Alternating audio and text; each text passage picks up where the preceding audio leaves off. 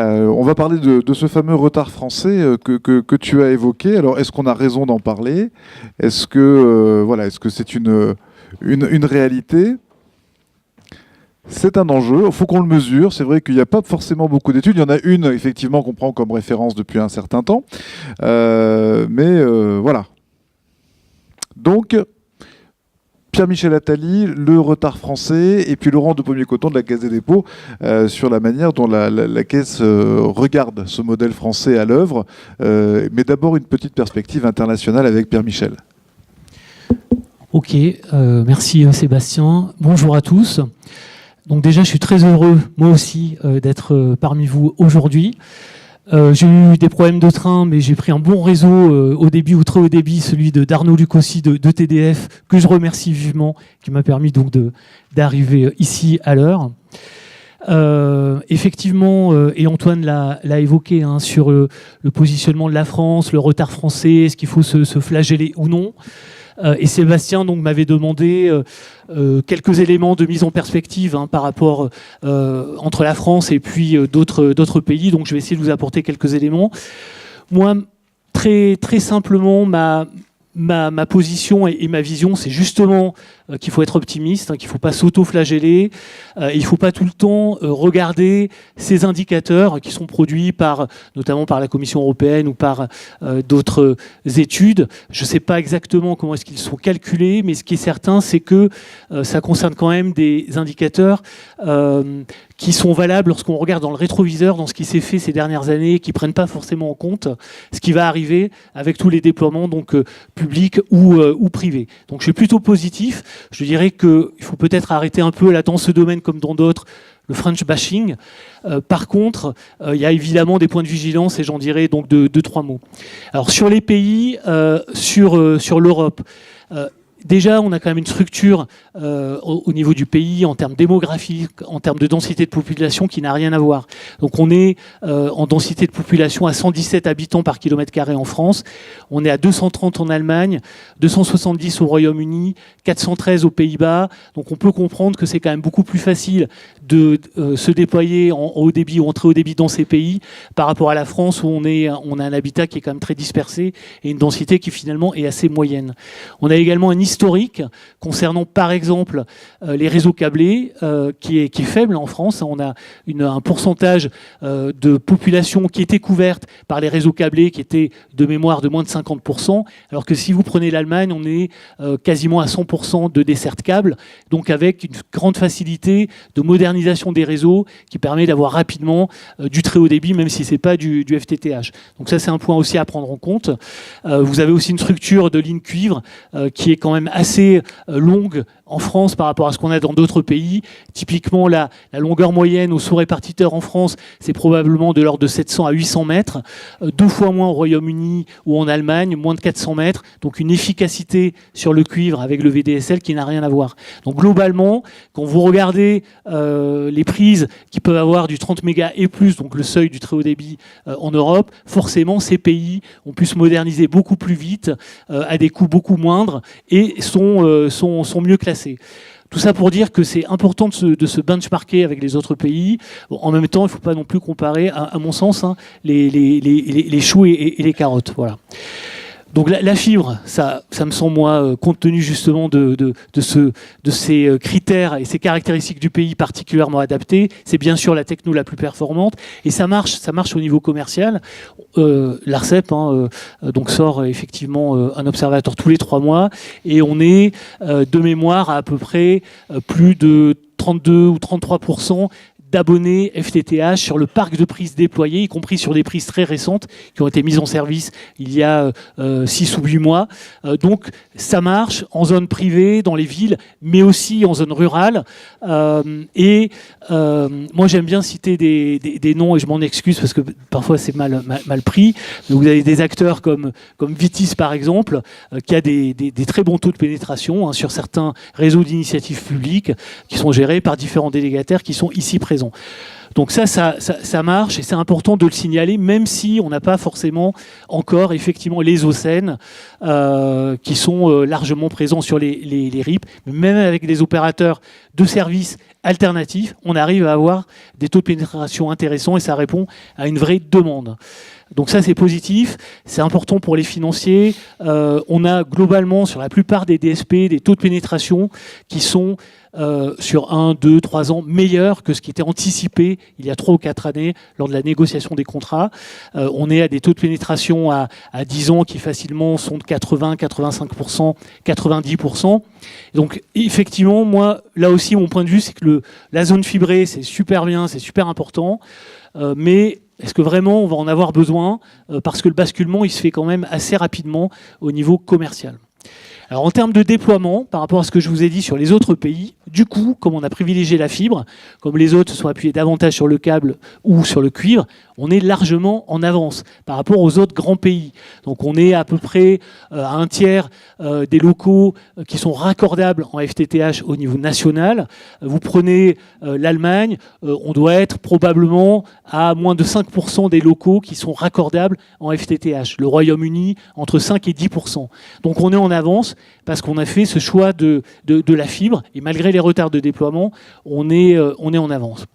Alors par ailleurs, moi je crois beaucoup, et notamment dans le cadre de la FIRIP, au modèle français d'intervention publique-privée. Je pense que c'est un excellent modèle et d'autres pays comme l'Allemagne par exemple ou le Royaume-Uni mettent maintenant de l'argent public pour rattraper le retard sur le très haut débit, notamment sur la fibre. Il y a eu la conférence du Bréco là, cette semaine, hein, me semble-t-il, enfin moi j'y étais pas, mais la FIRIP y était.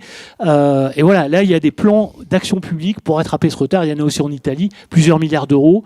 Et c'est important, c'est pas les mêmes modèles que le modèle français, mais de toute façon pour développer la fibre et assurer idéalement une complétude sur l'ensemble du territoire, il faudra de l'argent public, et même le Royaume-Uni l'a bien compris. Dernier point, on a des objectifs qui sont très ambitieux à 5 ans, et c'est vrai que si tout se réalisait en zone publique, en zone privée, si les engagements étaient tenus par les uns et par les autres, on devrait être probablement à 80% de prises ou de locaux raccordables en FTTH, et on serait certainement dans les leaders en Europe. Donc il faut relativiser ce retard, il faut quand même garder, bien sûr, en même temps, des points de vigilance par rapport à ce qui se réalise actuellement sur les territoires.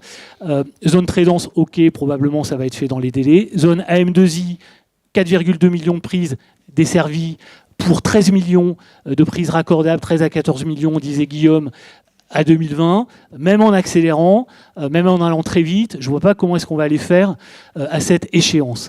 Zone publique également, même si là il y a des contrats, des pénalités, des engagements, c'est vrai qu'il va là aussi falloir accélérer.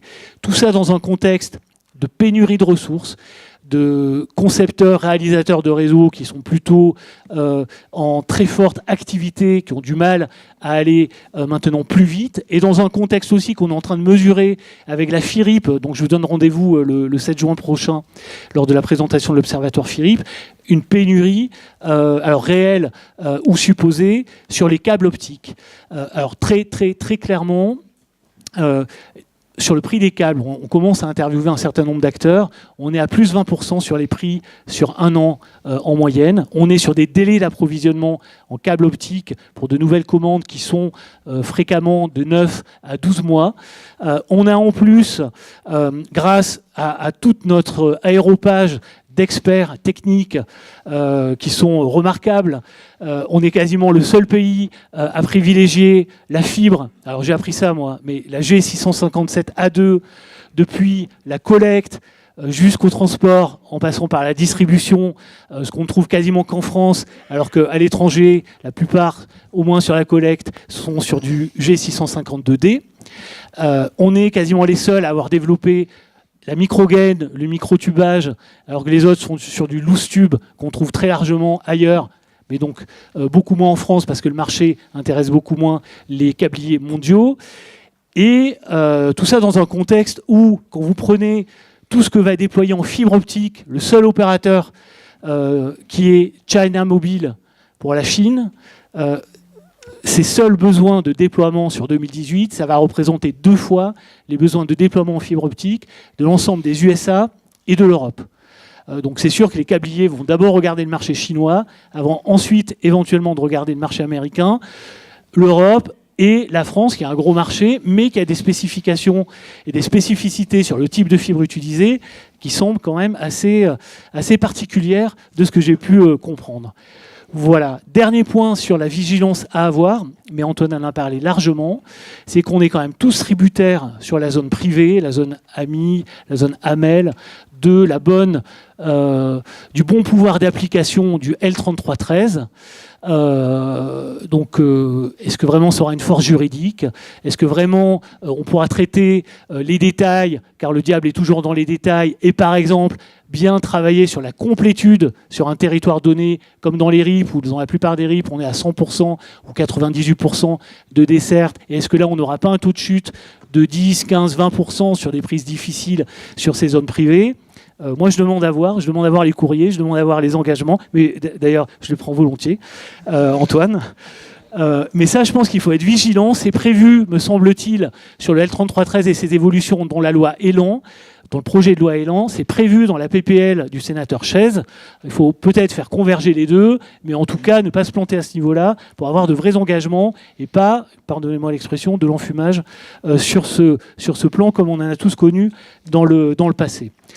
Voilà, j'en ai terminé. Je voudrais juste rajouter quand même le point sur les techno-alternatives qui sont importantes, qui effectivement sont les seules qui permettront d'atteindre l'objectif 2020 8 mégas. Je suis très content que tu aies cité la Bourgogne-Franche-Comté, parce qu'on y travaille pour la région avec tous les départements.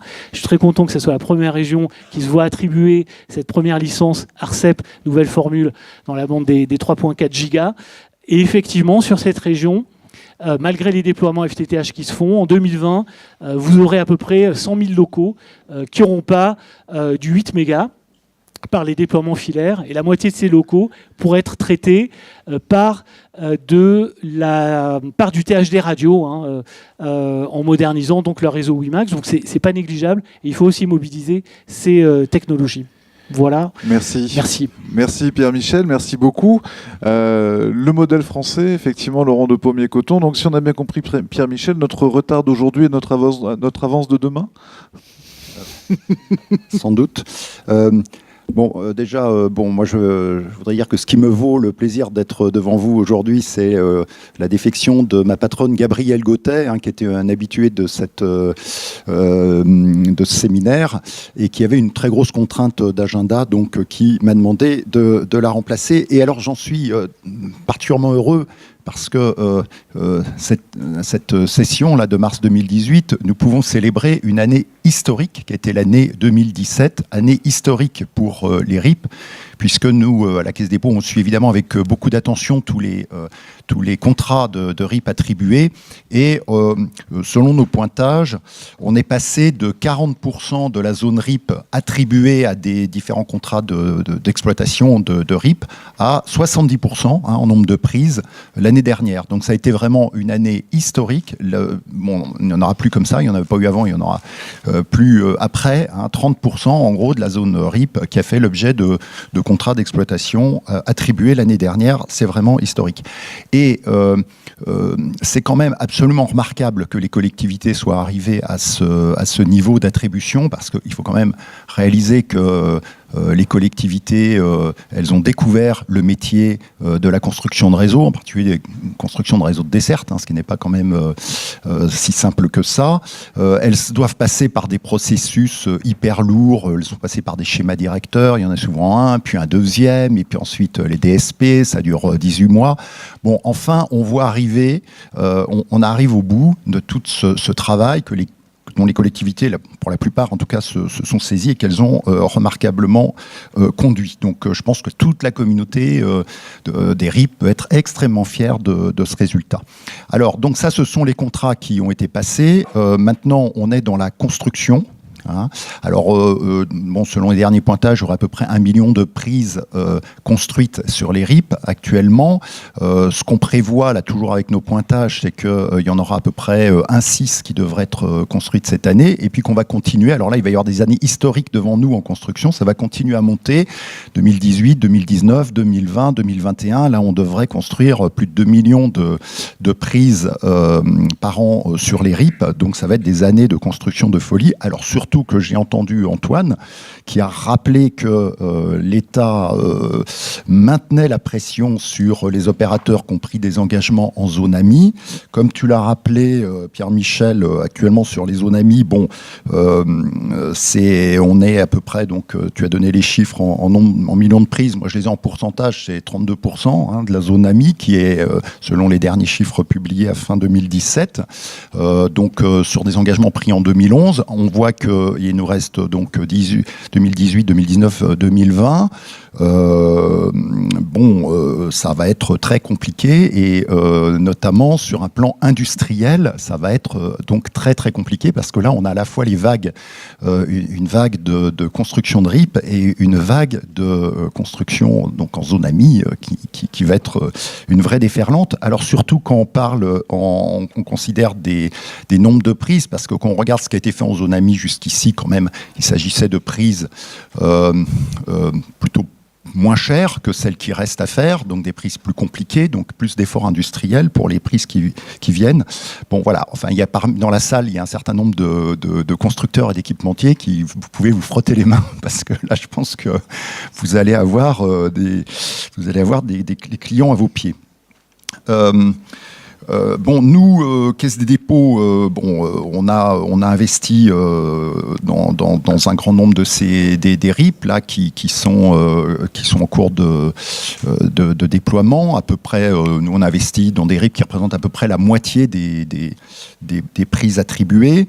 Vous savez qu'on a toujours défendu le modèle des réseaux neutres, ouverts, mutualisables, activés. Bon, on a investi dans la plupart des réseaux qui sont déployés, enfin qui sont contractualisés sur ce mode-là.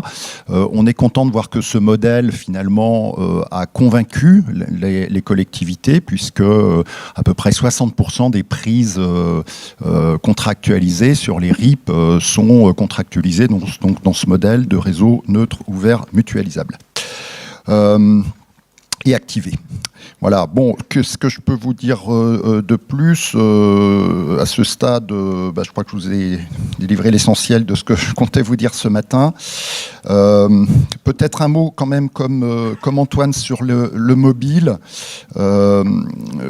Juste pour évoquer le sujet 5G, juste un instant, parce que on sait que le déploiement de la 5G, ça va être un énorme chantier. Je crois que le schéma industriel n'est pas forcément encore complètement calé, et en particulier le rôle des collectivités sur ce chantier. Et ça, je pense que c'est un sujet de réflexion qu'il faut lancer maintenant, parce que les déploiements devraient avancer assez vite dans les années qui viennent. Merci à Pierre-Michel Attali, merci à Laurent Depommier-Coton, que je vous invite à applaudir. Une réaction, Antoine Darotte, par rapport à ça ? Juste un point sur la venue des grands opérateurs. Je pense que nous, on identifie deux sujets, deux problèmes potentiels. Parce qu'on voit que globalement, sur la plupart notamment des DSP concessifs qui ont été signés, ça vient bien demain. Là, je suis à Angers pour signer une DSP concessive pour faire 100% du territoire du Maine-et-Loire en FTTH avec TDF. Il y a déjà ab initio un grand opérateur qui sera présent. En fait, le vrai problème, il est d'une part, lorsque on a des opérateurs verticalement intégrés et que l'on a durablement que le seul opérateur qui exploite, qui est présent sur la branche de détail, ça, c'est pas quelque chose qui est tenable dans le temps. Donc pour nous, c'est un problème. Le deuxième sujet, c'est pour les projets pionniers. Parce que les projets pionniers, ils ont commencé à déployer en avance de phase, souvent avec des règles d'ingénierie qui étaient loin d'être idiotes, simplement qui ont été un peu bousculés par le bulldozer qu'on a mis en place, mais qui était indispensable pour qu'après on puisse industrialiser et faire baisser les coûts. Et je veux dire, ceux aujourd'hui qui bénéficient des conditions de marché exceptionnelles et de l'industrialisation des déploiements, c'est parce qu'il y a eu des RIP pionniers qui aujourd'hui souffrent le plus parce qu'ils sont dans des schémas d'ingénierie qui ne sont pas exactement ceux qu'on a définis avec notre bulldozer. Donc là, on a un sujet, il va falloir faire du cas par cas. Il y a des reprises aujourd'hui de travaux qui sont faits. Il va falloir voir aussi comment on les soutient peut-être un peu plus, parce que ces projets pionniers qui ne sont pas toujours parfaitement alignés ont clairement joué un rôle favorable à la réussite du plan pour la suite. Merci. Merci.